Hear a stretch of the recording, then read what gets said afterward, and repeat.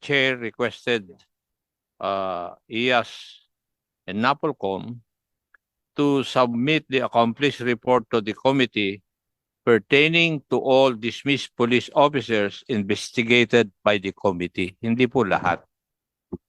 Yung the investigation of the House of Representatives and even in the Senate have done damage sa PNP organization. We all know that, and we are being accused that nothing is happening with all the investigation that we are conducting.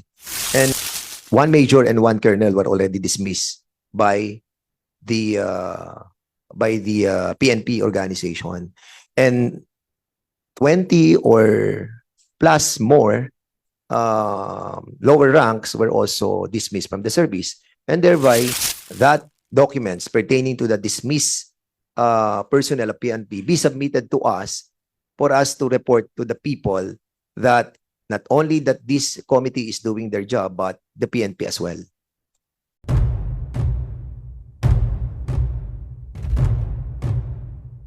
So, may ipakita lang muna ako sa inyong video, no? Para, Chairman. Yes, Congressman Paduano. Just a point of inquiry. Mr. Chairman, last hearing, we requested some important documents to some resource person, particularly this representation asked for the submission of the duty service of all those involved. Have we received such documents from, particularly the DBIBM? The IBM. Kita ko po yung head, si General Castellan dito. Can you refresh the content of your request? It was moved by this representation that the PNP through the IBM should submit to this committee the record service of all PNP personnel involved, especially from the head of the SPD down to those PNP personnel and officers involved in this investigation, Mr. Chairman. I got the copy of the, this is from Rodolfo Castil. You are the OIC ng DIDM, correct? Yeah, okay. You have given us only one copy to us, right? Only one copy, right? Okay, so in a while, Congressman, but for the meantime, you can have mine. Okay. Thank you, Mr. Chairman. All right. So what else? Meron pa bang other documents were asked as well, no? So ano pa ba yung mga dokumento that we ask as yan yung tungkol dun sa sa kung saan sila na-assign, right? Sige. Okay. So so we will be delivering the muna. Asan yung anak eh? Ano ba? Sige, Congressman Acop. Following the line of the request of the Honorable Paduano, I think I also requested for the assignments of Major Quijana and for the PNP to find out whether elected public officials were killed in places where he was assigned. So, may we know if this has been complied with? Meron ba? Na-comply po ba ito? From DIDM also. Sir, good morning, sir. May submit po kami kanina, sir. To the information of Chairman Acop, Yung sinasabi po ni... nandito po yung Acop, this sir. particular kay Kian. Okay. Bibigay ko lang after. Thank you. The chairman also requested NAPOLCOM to submit the accomplishment report to the committee pertaining to all dismissed police officers investigated by the committee. Yes, as a matter of fact, not only the NAPOLCOM, we ask also the IAS for that matter. So, BC, Bernardo, have you prepared the list of those dismissed officials? But I remember that you were saying that there were like 800 plus that were dismissed, right? Sige, BC. Yes, Your Honor. Thank you. It's with Attorney Bustonera. He's just late, Your Honor. But he's Okay. coming. Yes, sir. So we will be waiting for the Yes, Your Honor. yung documents na. Thank you. Sa IAS, andyan ang IAS? Sir, good morning. Go ahead.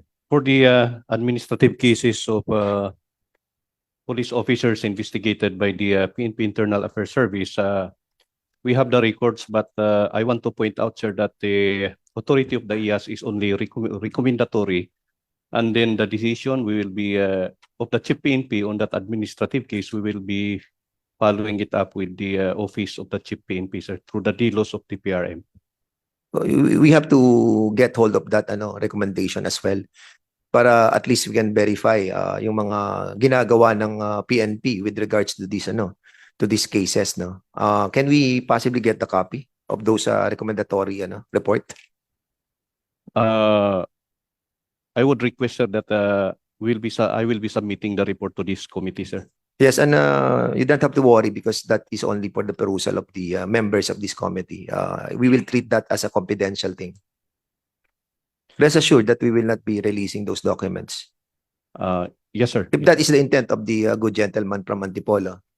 No, that was your pursuant to the record, that was your request. The chair requested IAS and NAPOLCOM to submit the accomplished report to the committee pertaining to all dismissed police officers investigated by the committee. Hindi po lahat. Yung mga Dismissed lang. inimbestigahan ng committee na ito.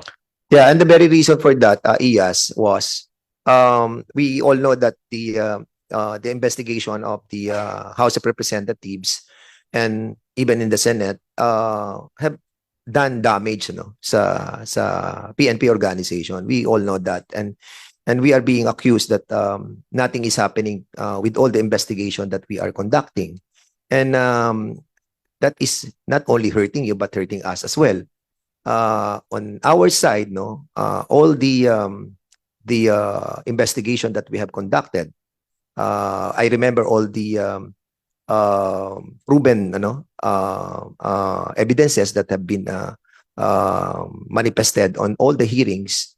As a matter of reality, I think one major and one colonel were already dismissed by the PNP organization, and 20 or plus more lower ranks were also dismissed from the service, and thereby we in this committee we are doing our job, at nagkakaroon po ng magandang resulta yung investigation, and that's the reason why we wanted that documents pertaining to the dismissed personnel of PNP be submitted to us for us to report to the people that not only that this committee is doing their job, but the PNP as well.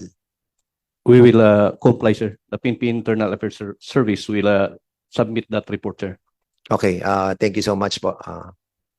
And last but not the least, Mr. Chair, you also requested the Bureau of Immigration and Deportation to bring a copy of the replies to the letters pertaining to the alleged victims of human trafficking. Yes, we have invited the Bureau of Investigation. We have invited also, yes, Bureau of Immigration. I think we have invited as well the di ba, sa DSW, di ba? We have invited them. No. No. Also, but I think we have the reply coming from the Bureau of Immigration, Bureau of Immigration.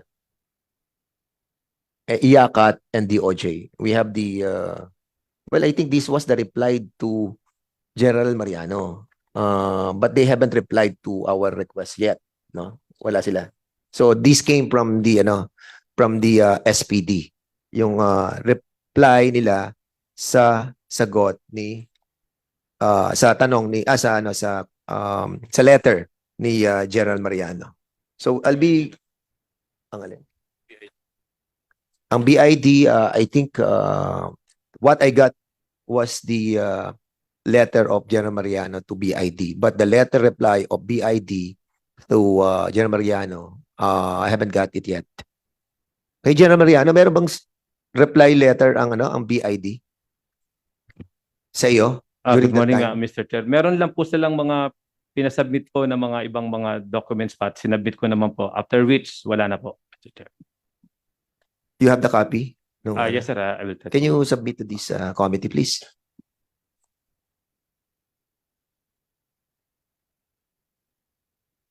May I know if the BID is representative, Mr. Chair?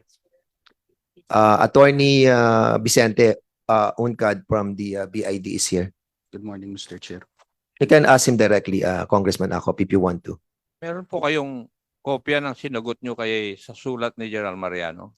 From what Attorney Homer Arellano told me, Mr. Chair, wala daw po sagot. Wala kayong sinagot sa sulat niya? Yes, sir. I think it was Attorney Arellano actually is running late. He was the one who checked the records if there was a reply coming from BID Do you to have General Mariano. Do you have a certain Mr. Ariola in your bureau? Ariola. Would you know the first name, Mr. Chair? Arnel. Yes, sir. May mga sinagot siya. Ang pumirma, certain attorney, ikaw, attorney Sir, Vicente I Uncad. thought you were asking for a letter. If you were requesting for travel records, we already submitted them to the committee This was the secretariats. subject of the letter. Ito po yung hiniling Ah. ni General Mariano po sa inyo, di po ba? Yes. Yung sagot po ninyo for each and every, bawat isang inchik, sinasagot po ninyo eh. Yes, sir. Ang nagbe-verify si Mr. Ariola, Yes, sir. evaluated by Mr. Halili. Date and time, 21 September 2023 at 3:02 p.m. At kayo po ang nakapirma. My apologies, Mr. Chair. I thought it was a letter, not an inquiry as to the travel records. I have 2 travel records that were submitted to the committee, Mr. Chair. Kompleto ako nung ebidensya. So, Mr. Chair, okay na. Namin na